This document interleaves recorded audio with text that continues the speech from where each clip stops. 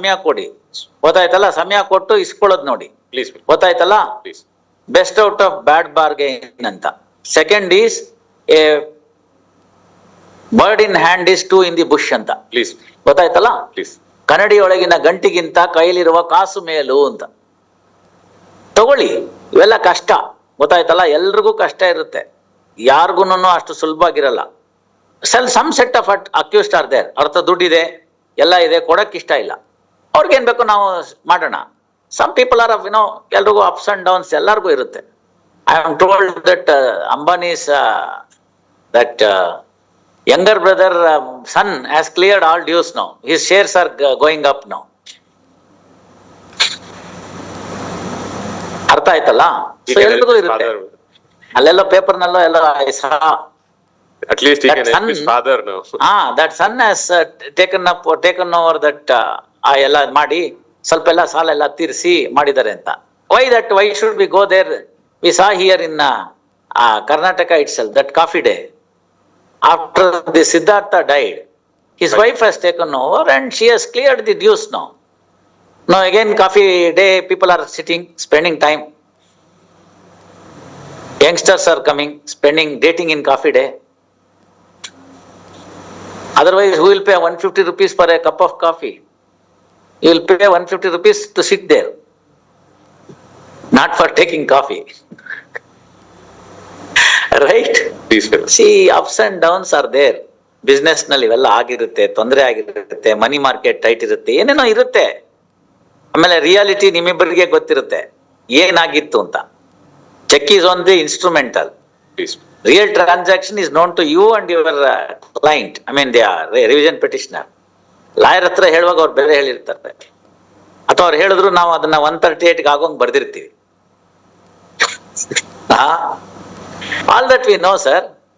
My lord, I have faith in you. Yes, it's all right. Sometimes ನೋಡಿ ಒಂದಾಗತ್ತೆ, ಕೆಲವು ಸಂದರ್ಭದಲ್ಲಿ ಹಗ್ಗ ಸಡ್ಲ ಬಿಟ್ಟು ಎಳಿಬೇಕು, ಗೊತ್ತಾಯ್ತಲ್ಲ? ಹಗ್ಗ ಜಗ್ಗಾಟ ಅಂತ ಒಂದು ಆಡಿಸ್ತಾರೆ, ನೋಡಿದ್ದೀರಾ? ಪುಲಿಂಗ್ ದಿ ರೋಪ್ ಅಂತ. ಯಾವಾಗ್ಲೂನು KSRP ಪೀಪಲ್ಲೇ ಗೆಲ್ತಾರೆ ಅದ್ರಲ್ಲಿ. ಪೊಲೀಸ್ನವ್ರು ಆಡ್ತಿರ್ತಾರೆ, ರಿಸರ್ವ್ ಪೊಲೀಸ್ ಅಂತ ಇರ್ತಾರಲ್ಲ, ಅವರೇ ಗೆಲ್ಲೋದು ಅದ್ರಲ್ಲಿ, ನಾಟ್ ದಿ ಸಿವಿಲ್ ಪೊಲೀಸ್. ಅವ್ರ ದಿನ ಪ್ರಾಕ್ಟೀಸ್ ಸಿಗುತ್ತೆ. ಪ್ರಾಕ್ಟೀಸ್ ಅಲ್ಲ, ಅವ್ರು ಲೂಸ್ ಬಿಟ್ಟು ಎಳಿತಾರೆ, ಲೂಸ್ ಬಿಟ್ಬಿಡ್ತಾರೆ ಅವರೆಲ್ಲ. ಅವಾಗ ಆಯ್ತು ಅಂತ ಸಿವಿಲ್ ಪೊಲೀಸ್ನವರು ಖುಷಿಯಾಗಿರ್ತಾರೆ. ಒಂದ್ ಸತಿ ಹಾಕಿ ದಮ್ಮಕ್ ಜೈ ಅಂತ ಎಳಿತಾರೆ, ಎಲ್ಲ ಬಿದ್ದೋಗ್ತದೆ.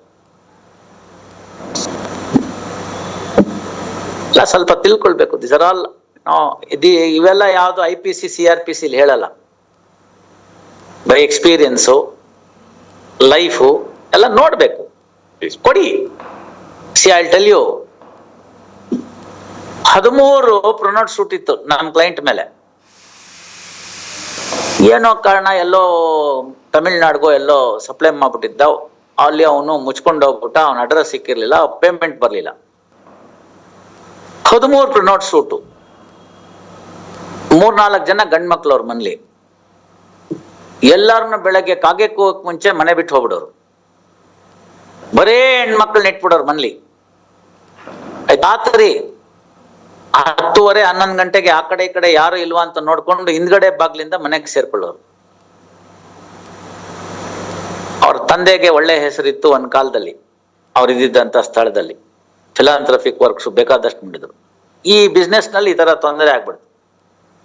So much so they have to lose their house in the place where they lived. All these people lived and they were born and brought up. ಮಾರಾಟಕ್ಕೆ ಹೋಯ್ತು, ಮಾರ್ವಾಡಿಗಳ ಹತ್ರ ಸಿಕ್ಬಿದ್ರು, ಆಕ್ಷನ್ ಆಯ್ತು. Little short of filing a insolvency petition, ಆ ಸ್ಟೇಜ್ಗೆ ಹೋಗ್ಬಿಟ್ರು. But ಧೃತಿಗೆಡ್ಲಿಲ್ಲ. They had the talent of their business, so it continued. ಆ ಸ್ಟೇಜ್ಗೆ ಇನ್ನೇನು IC ಹಾಕೋ ಸ್ಟೇಜಿಗೆ ಬಂದಾಗ ಎಕ್ಸಿಕ್ಯೂಷನ್ ಆ ಸ್ಟೇಜಲ್ಲಿ ಬರೋ ನಮ್ಮ ಆಫೀಸಿಗೆ ಬಂದರು. ಏನ್ ಫೀಸ್ ಕೊಟ್ಟಾನು ಅವನು? JDR ಬ್ರೀಫು ಆಯ್ತಾ, ಆಮೇಲೆ ಬೇರೆದಕ್ಕೆ ಡಿಫೆಂಡೆಂಟು. ಏನ್ ಮಾಡ್ಬೇಕು ಹೇಳಿ? How much fees that he could pay in such matters. We took it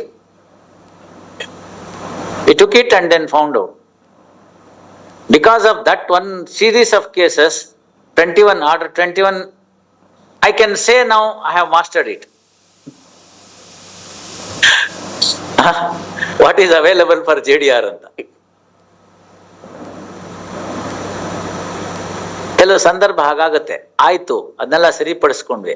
ಅವನು ಬರೋನು, ಒಬ್ಬ ಮಗ ಬರೋನು, ಅವನು ಹೇಳೋನು, ಸರ್ ನಂಗೆ ಒಬ್ಬ ಮಗ ಏನೋ ತೊಂದರೆ ಆಗಿ ತೀರ್ಕೊಂಡ್ಬಿಟ್ಟ, ಇನ್ನೊಬ್ಬ ಇದ್ದ, ಒಬ್ಬ ಅಣ್ಣ, ಒಬ್ಬ ಅಣ್ಣ, ಒಬ್ಬ ತಮ್ಮ, ಒಬ್ನು ವೈಲ್ಡು, ಒಬ್ಬನ್ ಮೈಲ್ಡು. ಅವನು ಸರ್ ಅವನ್ ವೈಲ್ಡು, ಇವನ್ ಮೈಲ್ಡು, ನಾನು ಒಬ್ನೇ ಇರೋದು, ಏನಾದ್ರು ಮಾಡ್ಬೇಕು, ನೀವು ಒಂಚೂರು ಟೈಮ್ ಕೊಡ್ಸಿ ಅಂತ. Do you believe that the judges granted 50 rupees, 100 rupees installments? Judges granted 50 rupees installments, 100 rupees installments. Of course, the time that I was staying, it had some value. 5,000 ರೂಪಾಯಿ ಪ್ರಿನೌಟ್ shoot ಇದ್ರೆ 50 ರೂಪಾಯಿ ಇನ್ಸ್ಟಾಲ್ಮೆಂಟ್ ಅಂತ ಮಾಡಿಸಿ ಅದನ್ನ close ಮಾಡಿಸಿದ್ವಿ. 100 ರೂಪಾಯಿ instalment ಅಂತ close ಮಾಡಿಸಿದ್ವಿ. ಇವತ್ತು 5 ಎಕರೆ ಜಮೀನ್ ತೆಗೆದುಕೊಂಡಿದ್ದಾನ ಅವನು.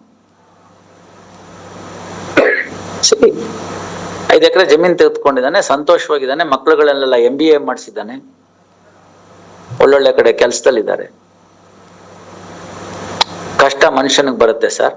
ಕೊಡ್ತೀನಿ ಅನ್ನೋ ಇಂಟೆನ್ಷನ್ ಇದ್ರೆ ಒಂಥರ, ಕೊಡಲ್ಲ ಅನ್ನೋರು ಇರ್ತಾರೆ ಕೆಲವರು, ಎಲ್ಲ ಇದೆ ನಾವು ಕೊಡಲ್ಲ ಅಂತ, ಅದಕ್ಕೇನು ಮಾಡಕ್ಕಾಗಲ್ಲ.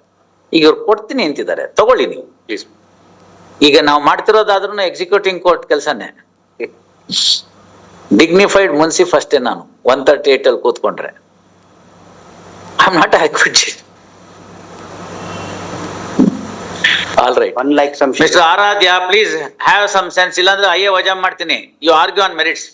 Kindly afternoon, my lord. Kindly have it on. ಅವರು ಓಡೋಗಿದ್ದಾರೆ. 2015ನೇ ಇಸ್ವಿದು revision petition. It is 9 years in this court. My lordship, I may. No, please. 9 years in this court. What is there to be reviewed? Please tell me. 2 courts have held you only question of sentence. ನಿಮ್ಮ accused accident ಕೂಡ ಡಿನೇ ಮಾಡ್ತಾನೆ 313 statement ಅಲ್ಲಿ. ಇಂಥವನಿಗೆ ನಾವೇನ್ ಕೊಡಕ್ಕಾಗತ್ತೆ? ಒಬ್ರು ಸತ್ತು ಹೋಗಿದ್ದಾರೆ, ಜವಾಬ್ದಾರಿ ಇಲ್ಲ, ಆಕ್ಸಿಡೆಂಟೇ ನಡೆದಿಲ್ಲ, ನಂಗೇನು ಗೊತ್ತಿಲ್ಲ ಅಂತನ್ನೋರ್ಗೇನ್ ನಾವು ಕೊಡೋದು? Earlier counsel who has represented. ಅದೆಲ್ಲ ಆಯ್ತು, ಇವ್ರೆ ಅವ್ರು ಸತ್ತೋದ್ರು, ಅವ್ರೇನೋ ಮಾಡಿದ್ರು, ಇಲ್ಲ ಅಂತ ಹೇಳಿದ್ರು, ಇನ್ಯಾರೋ ಕೇಳಿದ್ರು, ವಕಾಲತ್ ಹಾಕ್ಬೇಕು ಅಂತ ಹೇಳಿದ್ರು, ಹಳೆ ಕತೆ ಹೇಳಿ ಉಪಯೋಗ ಇಲ್ಲ. Please. ಇವಾಗ ಅವ್ರಿಗೆ ನಾಳೆ ದಿನ ಇನ್ನೊಬ್ಬರನ್ನ ಶೂರಿಟಿನ ಸಾಲ್ವೆಂಟ್ ಅಂತ ಬರಿಬೇಕು ಅಂತಿದೆ, ಬಿಟ್ಟಿದ್ದೀನಿ. ಯಾಕೆಂದ್ರೆ ಸಾಲ್ವೆನ್ಸಿ ಸರ್ಟಿಫಿಕೇಟ್ ಅಂತಂದ್ರೆ ತಿರ್ಗಾ ಇನ್ನೊಂದಷ್ಟು ಖರ್ಚಾಗುತ್ತೆ ನಿಮ್ಗೆ ಅಂತ. That's why I am. That's why I am also not writing solvent. ಇಲ್ದೇ ಸಾಲ್ವೆನ್ಸಿ ಸರ್ಟಿಫಿಕೇಟ್ ತೊಗೊಂಬ ಅಂತ ತಹಶೀಲ್ದಾರ್ ಆಫೀಸ್ ಕಳಿಸ್ಬೇಕು. ಇನ್ನು 10 ದಿನ ಆಗುತ್ತೆ ಅದಕ್ಕೆ. ಸುಮ್ಮನೆ ಬಿಡ್ಬೇಕು ಅದೆಲ್ಲ. ನಾನು ಕೋರ್ಟಿಸ್ ಇದೇನು ಹೊಸದಾಗಿ ಮಾಡ್ತಿದೀವಿ ನಾವು? ಇಲ್ಲ. ಮತ್ತೆ Agreement. ತೋಮನ್ ಕೊಡಿ, Afternoon, my. ಕೊಡಿ, ಮಧ್ಯಾಹ್ನ ಕೊಡಿ, ನಮ್ದೇನು ಅಭ್ಯಂತರ ಇಲ್ಲ. ಕೊಟ್ರೆ ರಿಲೀಸ್ ಆರ್ಡರ್ ಬರೀತೀನಿ. ಬಂದಿದೆ ಅಮ್ಮ, ಯಾಕೆ?